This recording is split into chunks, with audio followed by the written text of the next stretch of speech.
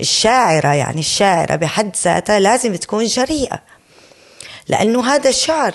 أنت لما أنا بدي أقعد أكتب قصيدة غزلية مثلا، بدي أنا أقعد فكر فلان شو بده يقول ولا فلان شو بده يقول. ليش بدهم يحصروني بنطاق التقييد الاجتماعي؟ هذا أنا ما بحبه أبدا وبرفضه تماما. نوال السعداوي مناصرة للمرأة جدا، وبنفس الوقت بتحكي كلام أنا كتير عالم مثلا بيقولوا لي إنه لا، هي منه مثلا في عالم ما بتعجبهم. أنا من النوع اللي بقدسها بحبها جدا، لأنه بتحكي بشكل عقلاني.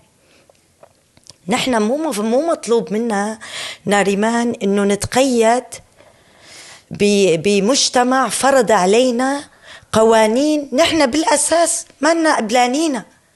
وخصوصا أنت لما بتربي ببيئة منفتحة، يعني أنا أهليت ماما منفتحين دارسين عالم مثقفي، ما عنا هذا موضوع إنه لا إذا كتبتي هيك ما بصير وإذا كتبتي هيك لا، أنت حرة.